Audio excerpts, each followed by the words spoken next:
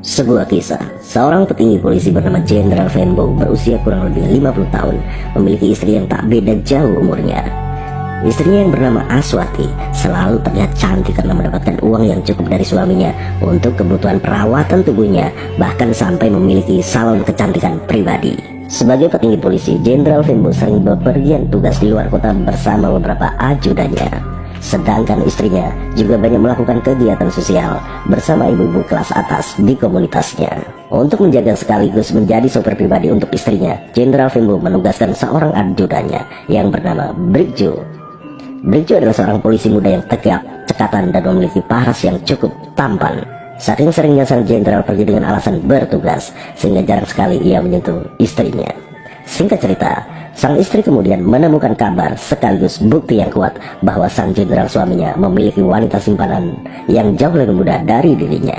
Ketika ditanya oleh sang istri dengan berbagai bukti, sang jenderal tak bisa lagi mengelak, sehingga terjadi keributan dalam rumah tangga mereka. Namun karena mengingat mereka adalah keluarga terhormat dan pernikahan mereka telah dicaruniai beberapa orang anak, maka mereka sepakat untuk tidak memperpanjang masalah. Meskipun sang istri masih tetap memendam amarah dan kecewanya, sang istri Aswati tetap melanjutkan kegiatannya sebagai seorang istri dari jenderal polisi. Suatu hari Aswati bepergian dengan mobil diantar oleh Brigjo, supirnya. Di tengah perjalanan mendadak ia mengingat kelakuan suaminya. Aswati kemudian menangis hingga supirnya kebingungan dan berhenti di sebuah taman. Aswati kemudian mendekati supirnya. Dengan setengah berbisik, istri sang jenderal tersebut bercerita tentang perselingkuhan sang jenderal suaminya.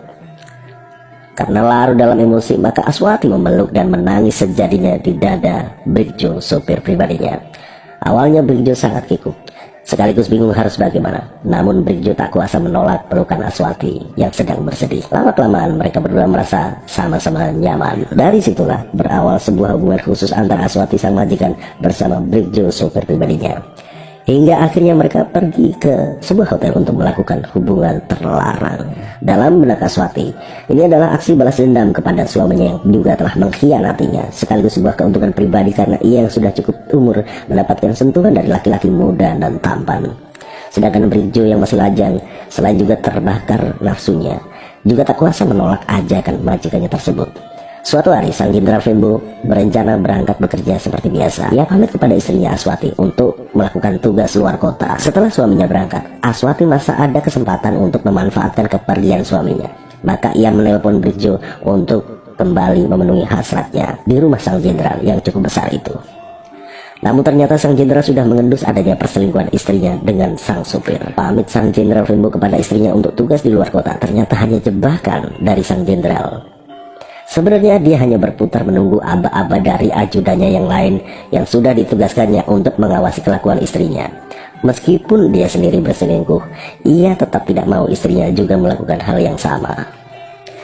Dengan cara senyap, ia pulang kembali ke rumahnya dan langsung menuju kamar tempat istrinya berada. Sang jenderal Venbo membuka pintu kamar dan melihat secara langsung Aswati istrinya yang sedang berselingkuh dengan Brigjo, sopirnya. Kemarahannya memuncak. Sang jenderal bersama beberapa ajudannya yang lain menarik paksa Brigjo keluar ruangan, sedangkan Aswati istrinya hanya bisa menangis saat melihatnya, dan ia pun dikunci di dalam kamarnya. Di ruang tengah, sang jenderal menghajar habis-habisan Brigjo, sopir istrinya. Sambil terus mengumpat, sang jenderal dibantu beberapa ajudan yang meluapkan kemarahannya, melayangkan pukulan dan tendangan bertubi-tubi. Tak cukup itu saja, senjata tajam ia gunakan untuk menganiaya Brigjo hingga memar, darah dan luka sayatan bersarang di sekujur tubuh Brigjo. Brigjo sudah sangat tak berdaya, namun sang jenderal masih belum reda amarahnya. Hingga sang jenderal kemudian mengambil senjata api dan menembak tubuh Brigjo beberapa kali. Akhirnya Brigjo sang supir sekaligus ajudannya tewas tak bernyawa. Setelah Brigjo tewas, sang jenderal diam sejenak. Mungkin cukup kebingungan, namun sebagai seorang petugas berpengalaman, ia mampu untuk tetap berpikir mengatasi keadaan.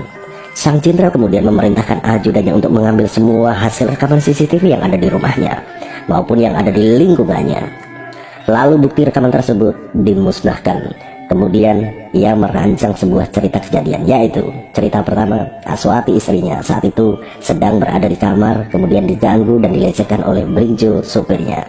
Yang kedua, ia memerintahkan kepada ajudan setianya yang bernama Eko untuk mengaku bahwa pada kejadian ketika Eko mencegah dan mengingatkan Brikjo, Brikjo marah dan menembaki Eko hingga terjadi baku tembak. Dan akhirnya Brikjo tewas akibat tembakan Eko. Eko diperintah untuk mengaku bahwa ia yang menembak mati Brikjo. Mereka kemudian membawa jasad Brikjo untuk diotopsi dengan memaksa petugas otopsi untuk mengkondisikan mayat agar sesuai dengan skenario yang dibuatnya pada hasil otopsi. Awalnya petugas otopsi menolak, namun karena yang meminta petugas berpangkat tinggi, maka 2 hari kemudian mereka sepakat untuk menurut pada perintah sang jenderal. Maka menuju hari ketiga dibukalah ke publik tentang kematian Brikjo dengan keterangan penyebab kematian sesuai dengan skenario sang jenderal. Awalnya semua berjalan lancar, namun ketika berita kematian Brikjo gempar, keluarga Brikjo dan masyarakat merasa ada banyak kejanggalan dalam peristiwa tersebut. Di antaranya, rekaman CCTV rumah petinggi polisi tersebut tidak ditemukan. Yang kedua, handphone milik Brikjo juga belum diketahui keberadaannya. Yang ketiga, saat akan melaksanakan pemakaman Brikjo, keluarga besar Brikjo melihat jasad Brikjo dan ditemukan banyak luka memar dan sayatan yang tidak sesuai dengan berita yang dipublikasikan. Sontak hal itu menjadi perbincangan luas dan masyarakat ramai-ramai meminta pihak kepolisian untuk mengusut tuntas peristiwa dan penyebab tewasnya Brikjo. Akhirnya, sang jenderal dinonaktifkan dari jabatannya dan dilakukan pemeriksaan oleh petugas khusus yang ditunjuk oleh kesatuan. Kemudian, tamatlah karir sang jenderal Vembo. Sahabat semuanya, cerita ini hanyalah fiktif belaka alias dongeng yang terjadi di negara antah berantah. Namun, dari cerita ini, kita dapat mengambil pelajaran bahwa 1. Perselingkuhan akan membawa dampak buruk bagi seluruh keluarga. Yang kedua, skenario buruk atas kejahatan yang ditutupi akan terbongkar pada saatnya. Yang ketiga, jabatan hanyalah sementara dan dalam sekejap bisa menghilang. Tuhan berkuasa menjadikan seorang raja menjadi manusia jelata dan sebaliknya dengan cara singkat bahkan lebih cepat dari membalikkan telapak tangan kita. Dan sekali lagi, cerita ini hanyalah fiktif belaka. Bila ada kesamaan nama tokoh dan kesesuaian kejadian, itu hanyalah sebuah kebetulan. Semoga bermanfaat. Jangan lupa subscribe, like, share, dan komentar. Terima kasih.